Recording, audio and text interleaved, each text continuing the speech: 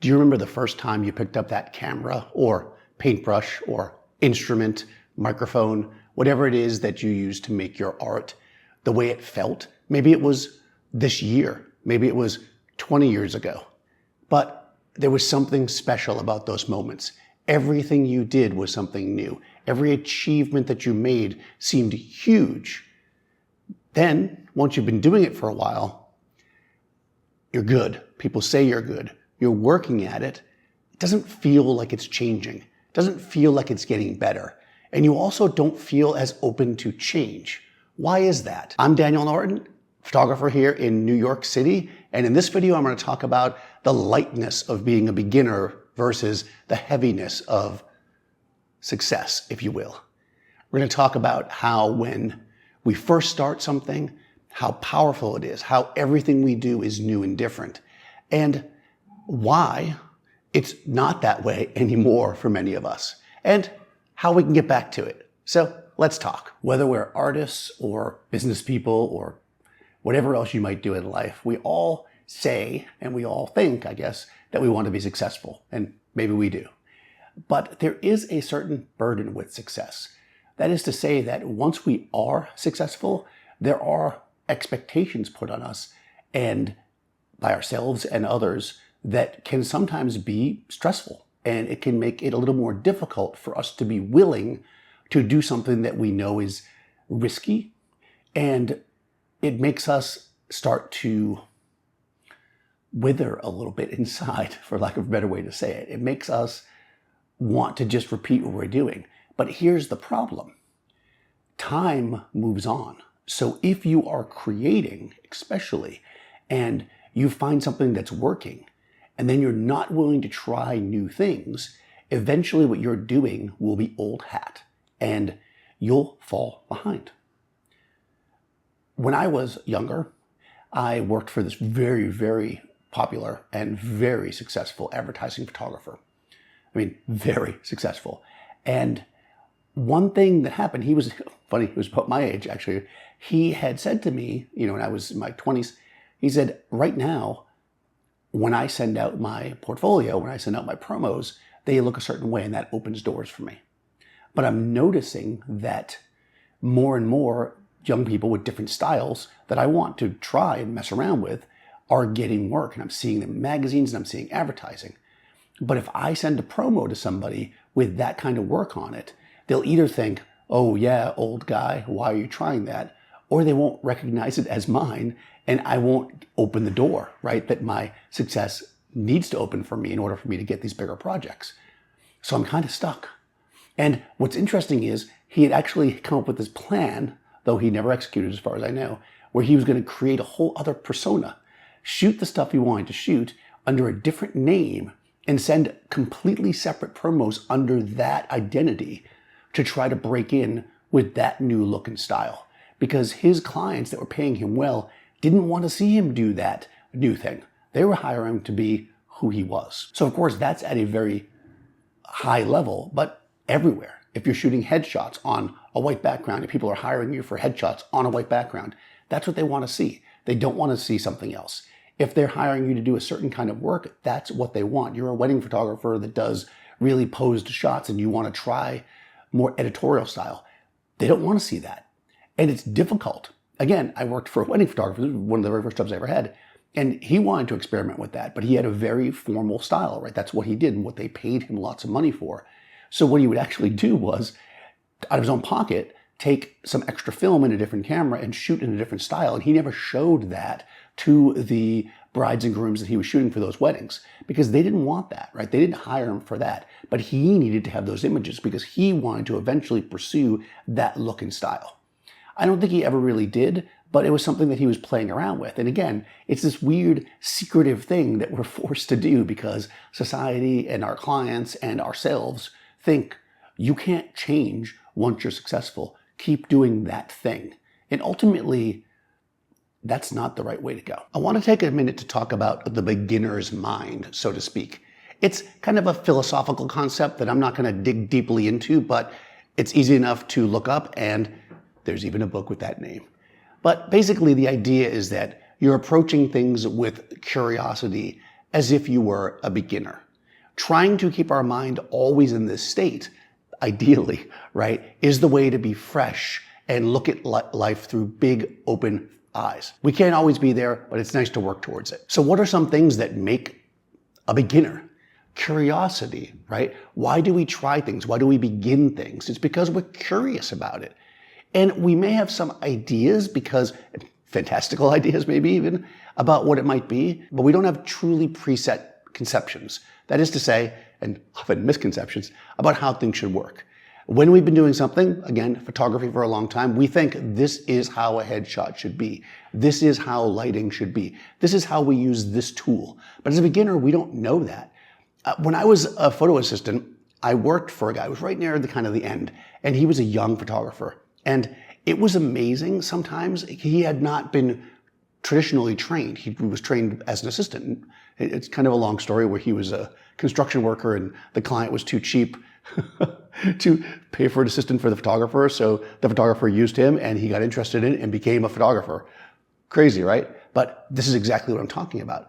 But sometimes he would tell me these ideas of things he was going to do. And I mean, I was young, I didn't know everything, but of course we think we know everything.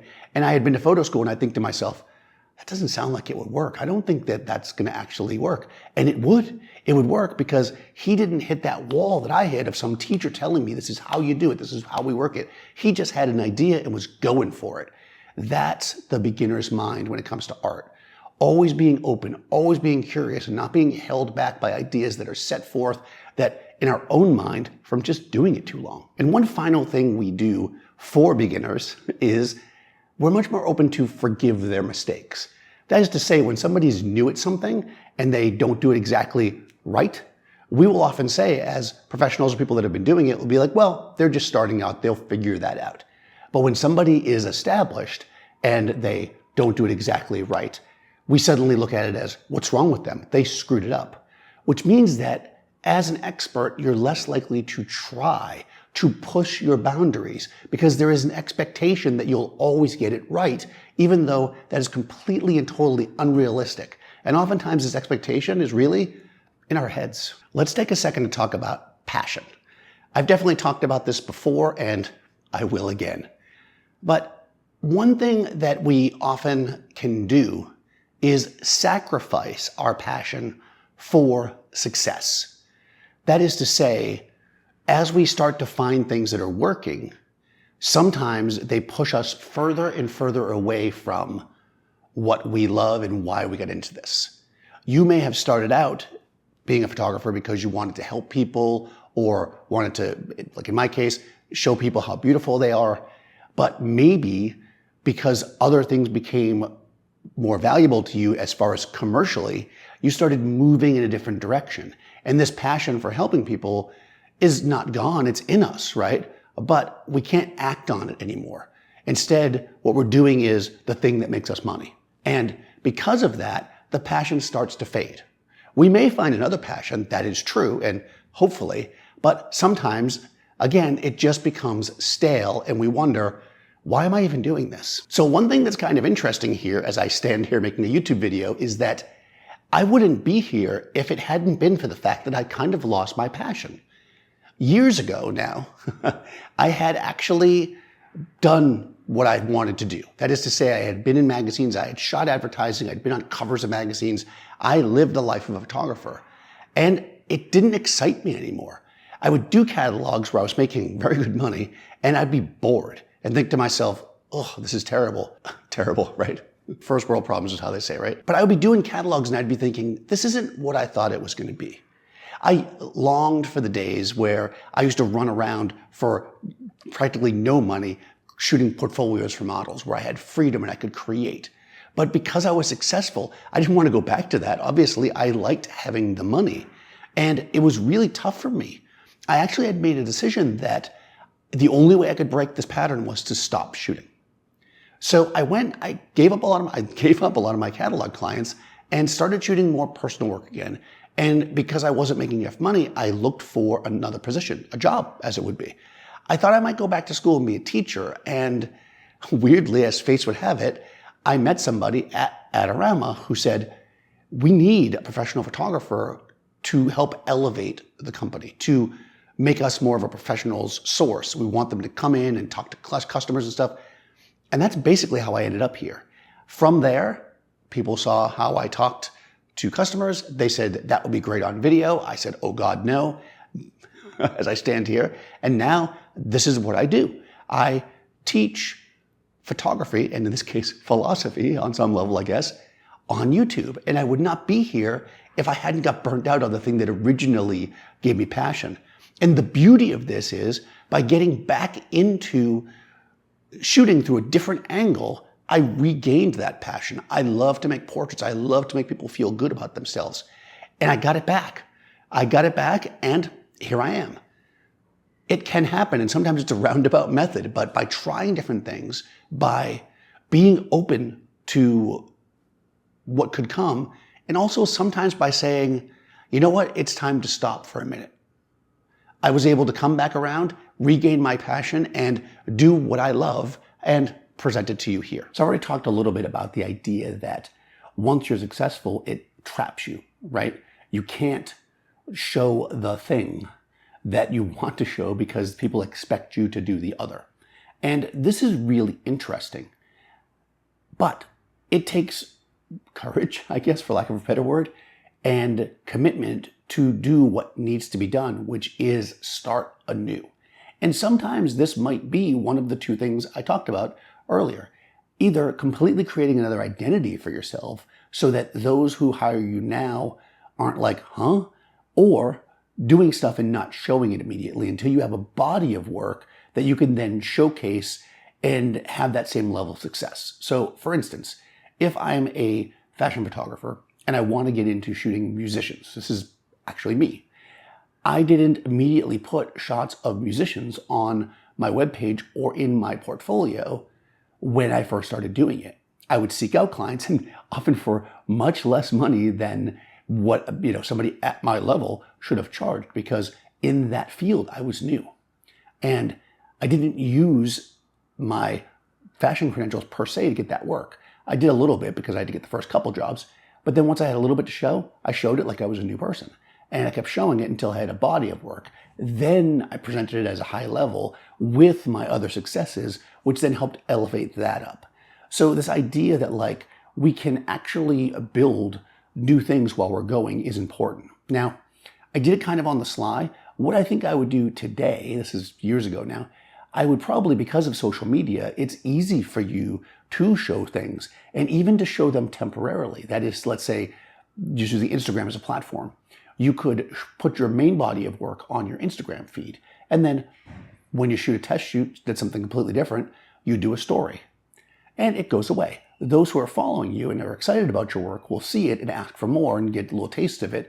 But those who come looking for your main feed for the shots they're looking for won't look at the 5 newest shots and go, hold on, this isn't the person I'm looking for. This gives us the ability to kind of move around. That's the great thing about things moving so quickly in the world of social media. I think that's the place I'd put those kind of things to start with. Your website, keep your main body of work at first, but always be trying. Or if you haven't got a website and you're building one now, start right away with a section that's called, I hate the word personal work, but another sections, other work, experiments, whatever you want to call it, something cool, right? But what you want to do is have a section where you can showcase stuff that's just not what you normally do. Let people see it. Let them see you're doing something different as well, because why not? You want to show it, right? But at the very least, even if you don't want to do that, shoot stuff for yourself. This is key. Don't be afraid to fail. Work with people and clients possibly that are okay with the pictures not being exactly what you've done in the past. Sit down and work with them. Let them see, let them grow, let them help you. Work together to create new work, because that will keep your mind fresh. And things that you create in this new work could drift over into your other work, right? You can, instead of completely shifting, you can start to add elements into your other work, your main work, I should say, from this new area that you like. So we've talked a lot of theory so far, but let's get down to it. What are some practical steps we can take here? Because that's what I think is important and what I try to do in these videos. Give you guys actual techniques to do the things we talk about. So first of all, the simplest thing is just to try new things. This is something that we should be doing all the time. And those new things can be and should be within our domain of expertise, but do them in a way that there's less pressure. That is to say, don't set up a huge photo shoot with everybody you know to try a new technique. Get a close friend, strip it down, work basically, and try things. Experiment, play. One of the most important things I've found as an artist is to have what some people might call a muse. But that can be a friend, an associate, another photographer, somebody that you sit down with and experiment. And those people are okay with it not always being the best. Maybe not even getting photos from it, but rather just having the experience, the time with you, and helping to be part of a process to bring something new in. But not just inside your own domain. Try new things. And one great way to try things without a whole lot of experience is to volunteer. Find an area that you are interested in. Something that has always interested you, or maybe suddenly does because you just saw something or read something, and volunteer. As a volunteer, you can come in at the lowest station. No one expects you, even if you're old and established, to be the boss. You're there to help. You're there to do what they ask you to do and to learn and observe. By being a volunteer, it takes a lot of pressure off of you to be the expert and allows you to, frankly, be a beginner again. Now, of course, these first two things can be in or out of your profession, maybe both.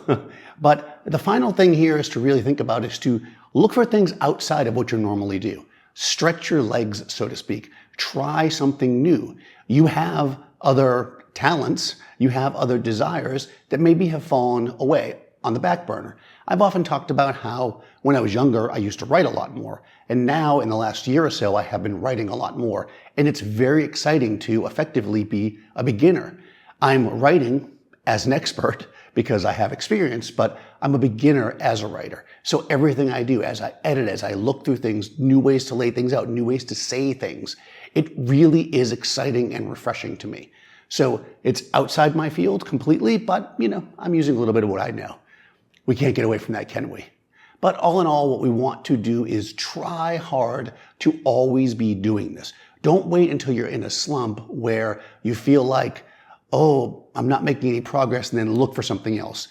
Even when you're having your best success and you're growing and going, try new things. That will always keep you fresh and always keep you being a beginner. All right, we've covered a lot of ground in this video. We talked about the beginner's mindset, about being curious, about always looking for new things, and about passion and losing your passion and why that might happen, and how to gain your passion back. I hope this is useful to you. Please do make comments below. Tell me your stories. Do you often try new things? Do you feel stuck? Is success a burden on you? Let me know in the comments below. I'd love to hear. Let's try to keep it positive as always. If you are successful and if you are feeling stuck, don't worry. You can get out of it. Find something else. Find something you're new at. Find something you don't feel the burden of being perfect at, and give it a shot. Whether that be volunteering, whether it be in your field, outside your field, anything like that. Become a beginner again, and you will find your passion. If you've liked this video, please do take a minute to like it and also subscribe to the channel. Down in the description, you're going to find a link to my Discord channel. If you join up over there, there's lots of great photographers talking about all kinds of cool stuff, and I'll talk to you soon.